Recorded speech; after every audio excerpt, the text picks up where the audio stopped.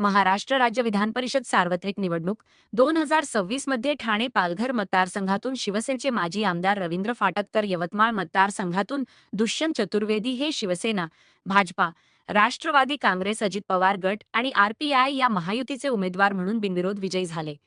महाराष्ट्र राज्य विधान परिषद सार्वत्रिक निवडणूक 2026 मध्ये ठाणे पालघर मतदारसंघातून माजी आमदार रवींद्र फाटक यांची बिनविरोध निवड झाल्यानंतर ठाण्यात उत्साहाचे वातावरण पाहायला मिळाले. या विजयाचा आनंद साजरा करण्यासाठी आज टेंभी नाका परिसरात शिवसेना पदाधिकारी, नगरसेवक आणि कार्यकर्त्यांकडून जोरदार जल्लोष करण्यात आला. या विजयानंतर आज ठाण्यातील टेंभी नाका येथील आनंदाश्रमात उपस्थित राहून वंदनीय हिंदू हृदय सम्राट शिवसेना प्रमुख बाळासाहेब ठाकरे आणि वंदनीय गुरुवर्य धर्मवीर आनंद दिघे साहेब यांच्या प्रतिमेला पुष्पहार अर्पण करून त्यांना विनम्र अभिवादन केले. तसेच यावेळी त्यांच्या प्रतिमेला गुलाल लावला. यानंतर या दोन्ही विजयी उमेदवारांना पुष्पगुच्छ देऊन त्यांचे अभिनंदन केले. तसेच सर्व शिवसैनिकांच्या साथीने विजयी जल्लोष साजरा केला.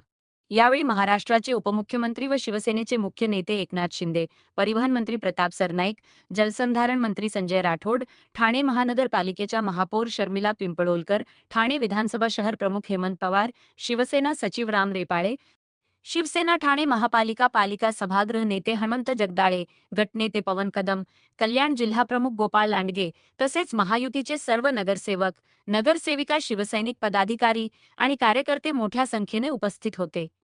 यावेळी नवनिर्वाचित आमदार रवींद्र फाटक यांना विजयाबद्दल शुभेच्छा देण्यासाठी पदाधिकारी, शिवसैनिक, कार्यकर्ते, बंधू भगिनी यांनी एकच गर्दी केली होती.